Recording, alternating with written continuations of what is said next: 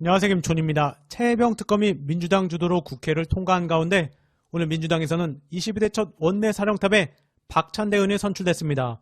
단독으로 입후보한 박찬대 의원은 찬반 투표에서 과반 득표를 얻어 원내대표로 뽑혔고, 투표에는 22대 국회 민주당 당선인 171명 중 170명이 참석했으며 구체적인 득표수는 공개되지 않았습니다. 박찬대 의원은 부족한 저보다 훨씬 더 훌륭한 의원들도 많이 있는데 통 크게 양보한 덕에 제가 원내대표로 일할 기회를 얻었다며 당이 하나로 더 크고 단단해지길 바라는 마음이라고 생각한다고 밝혔습니다.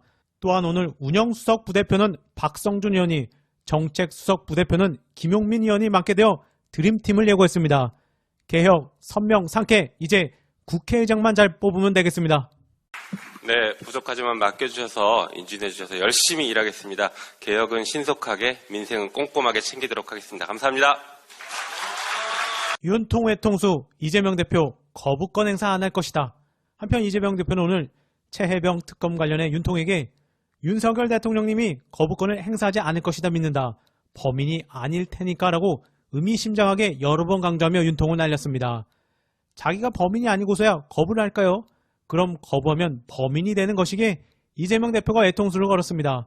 딜레마에 빠진 윤통이긴 하겠지만 9번이나 거부권 행사한 인물이라 뭔 소린지도 모를 것이라는 의견도 있습니다.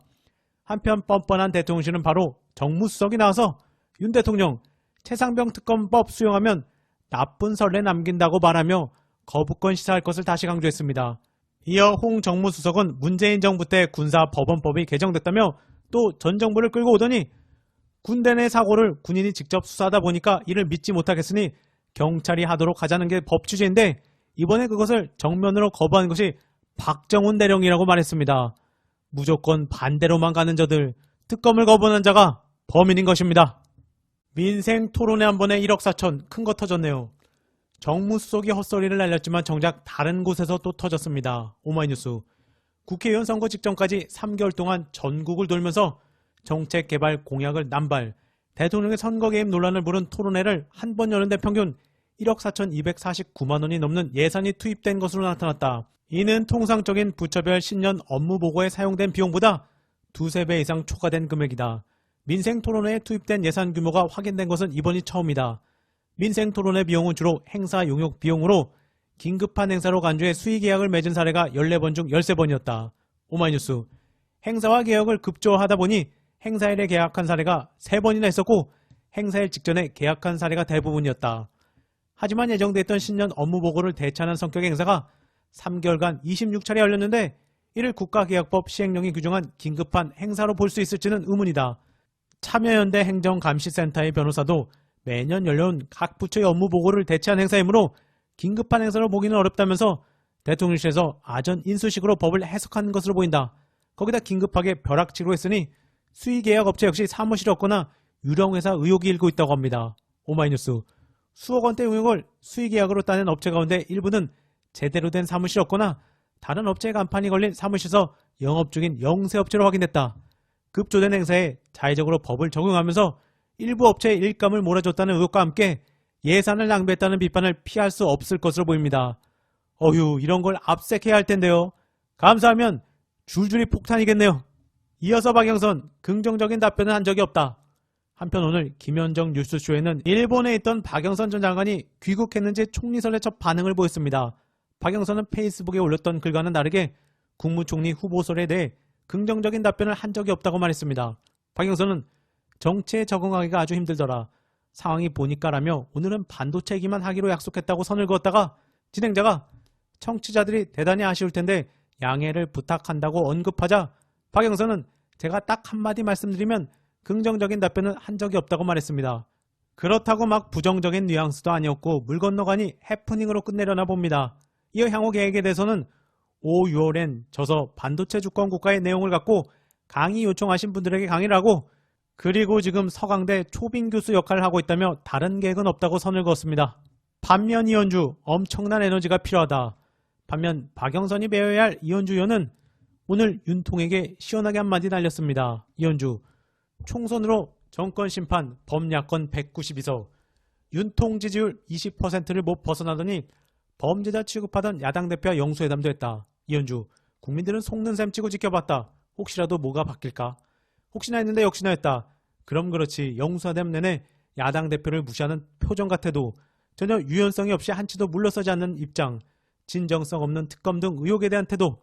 여당은 영수회담 이후 이태원 특별법 하나 합의하더니 국민들 대다수가 가장 기대하던 최상병 특검법 처리를 거부하고 퇴장해버렸다.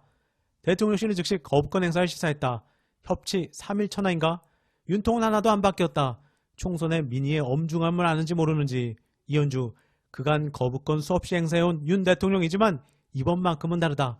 최상병 특검법에 대한 거부권 행사는 뭔가 어떤 분기점이 될 것이다. 총선에서 심판을 하면서도 마지막 기회만큼은 줬는데 이젠 그마저도 필요 없어진 것 같은. 등원이 이제 곧이다. 당선된 기쁨보다 앞으로 벌어질 일로 걱정이 태산이다. 얼마나 많은 일이 벌어질 것인가? 이현주, 우린 어떻게 앞으로 벌어질 일들을 돌파해야 할 것인가? 엄청난 에너지가 필요하다. 그리고 또 한편으로 이제 그런 건 있죠. 제가 지금 이전까지 제가 느낀 바로는 최소한 우리가 독립된 헌법기관들이기는 하지만 또 한편으로는 더불어민주당이라고 하는 정치 결사체의 구성원이고 또 개인의 힘만으로 그 헌법기관의 위치를 가게 된 것이 아니라 더불어민주당의 구성원과 그 더불어민주당 당원 또 지지하는 국민들의 힘으로 이 역할을 맡게 되기 때문에 최소한 모두가 합의한 동의한 그 목표에 대해서는 자신의 신념과 가치에 정말 양심상 반하는 것이 아니라면 따라주는 것이 바람직하다. 그것은 우리가 독립된 헌법기관이라 할지라도 더불어민주당이라는 정치 결사체의 한 부문이기 때문에 그런 것이죠.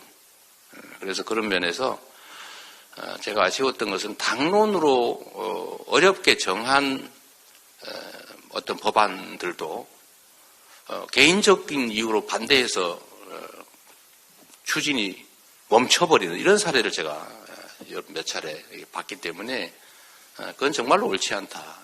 당내 갈등 문제나 이런 것 때문에 지적하지 않았지만 새로 당선되신 여러분들께서는 그런 일은 최대한 없었으면 좋겠습니다.